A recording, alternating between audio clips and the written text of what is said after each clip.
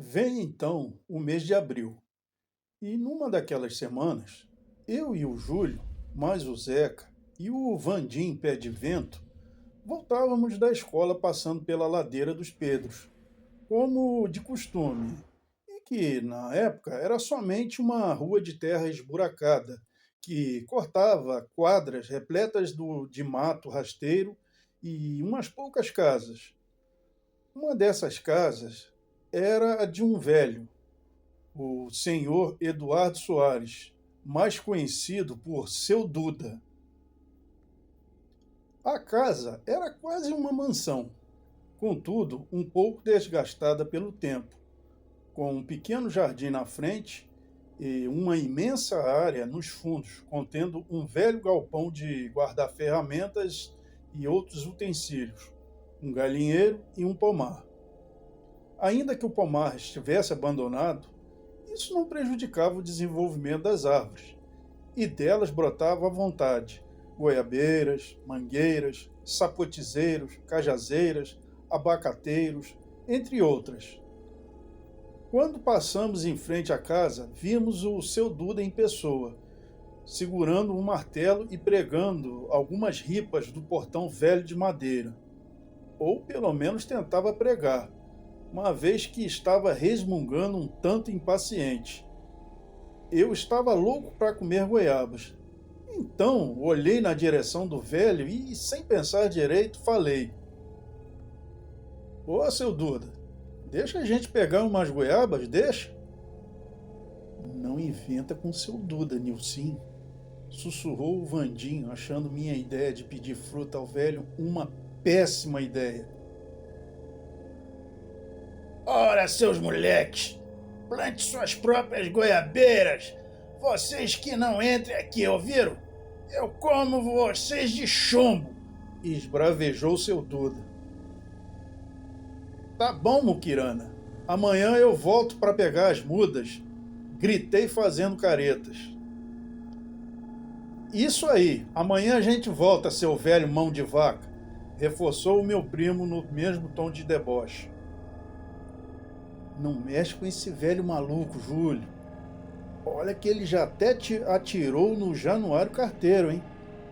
Advertiu o Vandim Pé de Vento, preocupado com as ameaças do velho. O seu Duda era um tipo não muito popular entre a vizinhança. Eu me lembro de algumas histórias sobre ele contadas por minha tia Rita. Alguns boatos afirmavam que aquele velho solitário havia sido muito rico, dono de muitas terras e diversos imóveis em Belo Horizonte. Mas o interesse dos filhos em seu dinheiro, somado ao desprezo que lhe deram após a herança, distribuída ainda em vida, fizeram com que ele caísse em profunda depressão e amargura, recusando mesmo os amigos mais próximos e passasse a desconfiar de qualquer pessoa. Dessa forma, ele demitiu quase todos os empregados e vendeu todas as propriedades que lhe restaram, passando a levar uma vida quase reclusa. As únicas pessoas que tinham acesso ao seu Duda eram dois empregados, a Dona Graça, que fazia a faxina e o almoço, e o seu Jaime, que era uma espécie de ajudante de atividades diversas, como trazer compras e pagar as contas e despesas mensais. Mas trabalhar com seu Duda não era fácil, pois tinham de aturar o seu mau humor constante e só o faziam porque o salário que ele pagava era um pouco maior do que se pagava na época. Ele usava um par de óculos, andava de chinelos e trajava o mesmo pijama, fizesse frio ou calor, e que eu me lembro até durante o dia, e volta e meia andava com sua espingarda pelos cantos da chácara. Seus malditos, tomara que o diabo carregue vocês. Praguejou seu Duda levantando o martelo. Como o velho vinha em nossa direção furioso, ainda que vagaroso, nós tratamos de correr só por precaução, porque com gente doida a gente nunca sabe o que se espera. Corremos bastante e somente paramos quando já estávamos a uma distância bem segura. Passado o sufoco, rimos muito. Após o episódio com o seu Duda, o Zeca e o Vandinho Pé de Vento seguiram por outro caminho. Quando eu e meu primo chegamos em frente de casa, vimos que havia uma caminhonete parada quase em frente ao portão. Nós conhecíamos muito bem aquela caminhonete e dos fundos de casa ouvimos uma voz que nos era muito familiar. E então fomos correndo e entramos quintal adentro, até a varanda dos fundos, que dava direto para a cozinha, falando alto ao mesmo tempo. Tio Oscar! Uai, só, vocês estão bom? Disse o tio Oscar segurando um copo de café fumegante que tia Rita acabava de fazer. Tio Oscar era, na verdade, o tio do tio Álvaro, tio-avô do Júlio. Ele era um ex-tenente do Exército, tendo inclusive atuado na histórica Revolução de 32, sob o comando do então coronel Eurico Gaspar Dutra, e condecorado com medalhas. Aliás, ele e o delegado José Leite serviram juntos no mesmo regimento. O tio Álvaro era muito orgulhoso do tio Oscar. Proprietário de um sítio nos arredores de Camanducaia, ele tinha uma oficina de marcenaria onde fabricava móveis de excelente qualidade e eram muito requisitados pelas cidades da região. Eu e o primo Júlio também adorávamos o tio Oscar. Já tomaram a bênção de seu tio? A bênção, tio Oscar. Deus abençoe vocês, meus meninos. Uma vez por mês, quando o tio Oscar trazia alguma encomenda perto de Pouso da Fé, na sua caminhonete, ele aparecia e ficava uns 2 dias na casa de meus tios. E sempre trazia para a tia Rita queijo e coalhada, enquanto que para o tio Álvaro algumas garrafas de cachaça artesanal. E para mim e o Júlio alguns fogos de artifício, bombinhas e estalinhos que a gente soltava num campinho de terra batida que ficava a uns 6 quarteirões de nossa casa. Tio, o senhor trouxe? Perguntou meu primo afoito. Ô, Julinho, deixa o seu tio tomar o café primeiro, uai. À noite, sempre depois da janta, o tio Álvaro e o tio Oscar ficavam na varanda, botando a conversa em dia, enquanto a tia Rita ficava lá na sala assistindo a novela. Para ele, o time do Cruzeiro era o maior de Minas, uma vez que ele era torcedor fiel da Raposa. A gente ficava de perto só escutando. O tio Oscar era uma pessoa muito viajada, conhecia muitos lugares e sabia de muitas histórias. A gente adorava as histórias de caçadas e os causos que ele nos contava, e que para mim eram extraordinários. Tio Oscar, conta um caos de deixar o cabelo em pé? Conta. Bom, enquanto acendo o meu charuto, vou puxar uma na memória. Os 2 dias que o tio Oscar passou com a gente foram bem agradáveis. Aliás, como sempre era quando ele aparecia. Mas com os dias também vieram as primeiras noites de lua cheia daquele mês de abril em Pouso da Fé. Noites que seriam bem desagradáveis. Ora, a lua cheia. Lá em cima do céu de Pouso da Fé, ela brilhava volumosa e soberana. Mas em torno das 9 horas da noite, um vento frio começou a soprar, trazendo ao mesmo tempo algumas nuvens que esconderam a lua e sua luz pálida. As nuvens encorparam e ela desapareceu. Contudo, ainda estava lá. Em torno de 1 hora da madrugada, chegava uma fina garoa.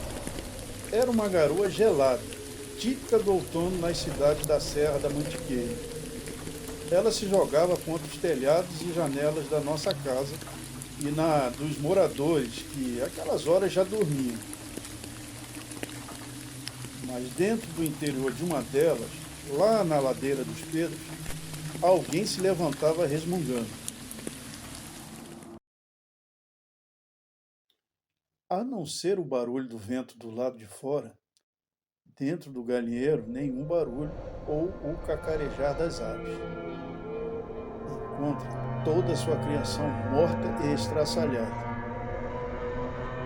Então, ele começou a ouvir um leve rosnado grave, arfante, e sentiu um terrível cheiro de pelo de cachorro molhado. Notou que num dos cantos escuros do galinheiro, um vulto negro o observava. O cachorro nojento, concluiu o seu Duda se aproximando, cada vez mais, com a carabina apontada para o cachorro, e mais próximo. Mas se o seu Duda tivesse prestado mais atenção, e ele não tinha, aquela coisa em 4 patas era bem maior que o cachorro de seu vizinho Rabelo. Um cachorro? Era um cachorro? Não, aquilo não era um cachorro, pois acho que ainda conhecia um.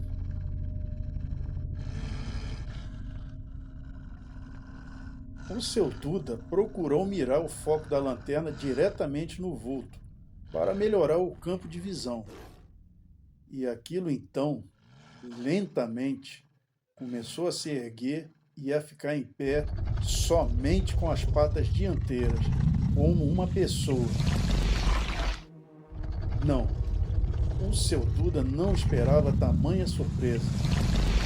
Ali, bem na sua frente, uma descoberta terrível que mudava tudo. Aquela coisa, ou o que quer que fosse, não era o cachorro de seu Rabelo, tampouco um cachorro. O seu Duda estava completamente congelado. Congelado pelo pavor e pela fatídica surpresa ao ficar de cara com aquela enorme fera, talvez uns 2,30 metros de altura, ainda que estivesse curvada, tanto que suas patas dianteiras quase se arrastavam no chão do galinheiro. Estava nua e coberta de pelos marrons por todo o corpo, com seus enormes dentes e olhos esverdeados, e fedendo feito um monte de bosta de onça, e um cheiro semelhante ao de genciana. A fera, rosnando de raiva e fúria, com uma das garras, arranca com uma força terrível a cabeça do seu Duda, separando-a do corpo e o sangue esparramando em esguichos sobre o chão do galinheiro e respingando no poleiro.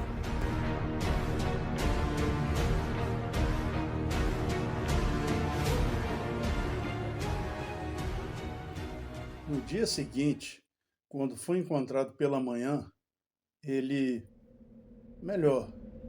o seu corpo vestido com o velho pijama e a camisa por baixo rasgados, banhado no seu próprio sangue, estava escorado no chão úmido, mas sem a cabeça. E a cabeça propriamente dita estava do outro lado, perto do par de óculos trincado e manchado de sangue. Tudo ao seu redor eram pegadas de lobo.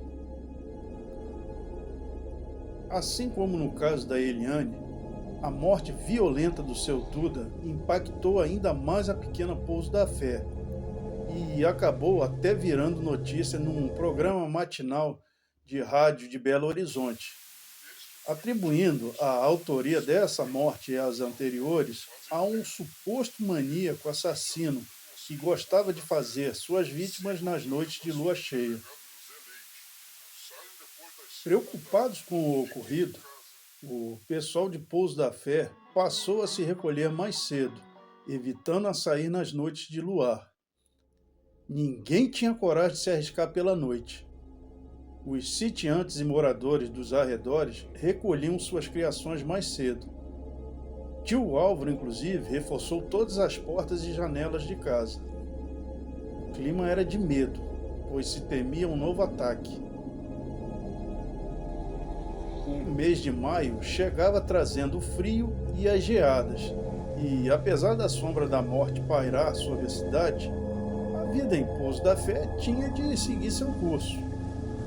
As pessoas, de alguma forma, tinham necessidade de sentir o tradicional e maravilhoso encanto das interações de amizade, ainda que com certa discrição. E as brincadeiras e nossos divertimentos também. Ô Juca, deixa meu primo ensinar eu a pilotar a Agarelli? Olha, sei não, Nilson. Se o seu tio descobre que eu tô deixando vocês pilotarem minha Agarelli, ele me manda embora da oficina. O tio Álvaro era dono de uma oficina mecânica de caminhões, tratores e maquinário agrícola em Pouso da Fé. E o Juca era um dos seus 4 mecânicos. Os outros eram o Miranda, Denizar e o Aurélio. O Juca era o mais novo. Ele era um rapaz de 20 e poucos anos e gente muito boa. Acontece que uns tempos antes, ele havia ensinado o meu primo Júlio a pilotar uma Magarelli. Era um tipo de mobilete de 50 cilindradas, um ciclomotor de 2 rodas, e que era muito popular nos anos 70 e 80. E é claro, escondido de meu tio, pois se ele soubesse, estaríamos em maus lençóis. Há tempos que eu também queria aprender e ficava perturbando o coitado do Juca para me ensinar, mas ele ficava meio relutante por causa do tio Álvaro e por isso vivia adiando, sempre inventando desculpas. Mas eu estava determinado e usei de todos os artifícios para convencer o Juca a deixar meu primo me ensinar a pilotar, desde chantagem emocional até os argumentos mais absurdos para justificar meus atos. Além disso, eu tinha um talento especial para conquistar as pessoas com meu carisma. E como eu disse antes, o Juca era gente muito boa e acabou cedendo. Quem não viveu aqueles anos 70 como eu, ou mesmo 80, não faz ideia, mas uma Magarelli era o sonho de consumo de qualquer adolescente. Com apenas 50 cilindradas de potência, além de ser bem mais leve que uma motocicleta convencional, uma motinha daquelas não exigia nem emplacamento, nem habilitação. Mas eu e o Júlio nem ousávamos pedir uma para meus tios, pois se com a bicicleta às vezes eu já voltava para casa com o joelho todo estourado, imagine um veículo motorizado. Então, escondidos de meus tios, pegamos a Garelli do Juca e percorremos uma estrada de terra. O Júlio me ensinava a pilotar e peguei a manha rápido. Agora era eu quem pilotava e ele vinha na garupa. Era maravilhoso poder desfrutar da sensação de liberdade. Isso aqui está muito divertido! Mas diminui um pouco o acelerador porque você ainda está aprendendo. Disse o Júlio com ares de instrutor. E dessa forma, aquelas semanas transcorreram normalmente. O mês de maio já estava na metade. No início de uma tarde, o Zeca apareceu lá em casa nos chamando para uma pescaria, dizendo que havia descoberto um lugar perto da Marquesa, uma pequena cachoeira nos arredores da cidade, e que, segundo ele, era muito bom para se pegar piaus e outros peixes. Catamos umas minhocas para as iscas, juntamos nossos caniços de bambu e fomos para a Marquesa. Chegando lá, até encontramos alguns outros conhecidos que já estavam pescando. Logo jogamos os anzóis na água e não nos decepcionamos. Realmente, a quantidade de piaus que a gente pegava sem muito esforço era grande. A pescaria estava tão boa que quase não percebemos as horas passarem. Já era perto do entardecer. Olha aqui, peguei mais um. Viu só? Eu não falei para vocês que esse lugar é bom? Sim, mas está ficando escuro e é melhor nós ir embora, avisou o meu primo, retirando a vara de pesca do riacho. Ah, agora que está ficando boa a pescaria, vamos ficar mais um pouco, disse o Zeca meio decepcionado, olhando para o Júlio. Não, discordou o Júlio com firmeza. Zeca, você está cansado de saber que ficar fora de casa de noite é perigoso, com o que vem acontecendo. E eu, concordando com o que meu primo disse, reforcei. Também acho. O delegado avisou para ninguém ficar dando bobeira. Ainda mais hoje que vai ser noite de lua. Vamos embora, Nilcim, que manhã deve estar brava com a gente. E eu, olhando para o Zeca, o Júlio perguntou. Você não vem, Zeca? Daqui a pouco vai ficar escuro. O Zeca, dando de ombros ao conselho do meu primo, respondeu. Daqui a pouco eu vou pegar mais uns peixes. Paramos de insistir. E eu e o meu primo fomos embora deixando o Zeca e sua teimosia para trás. Ele continuou pescando. E cada piau pego no anzol era uma imensa satisfação. E por isso acabou perdendo a noção do tempo. Esqueceu de que já deveria ter ido para sua casa. Nem se dava conta de que os outros pescadores, aproveitando o último clarão, já tinham ido embora, um por vez, com suas sacolas de peixe. Nem se dava conta de que estava sozinho. Enfim, a luz da tarde terminou. E as sombras azuladas surgiram com a lua cheia crescendo sobre a vegetação na beira do córrego, que, por fim, o fizeram entender que ele havia ido longe demais.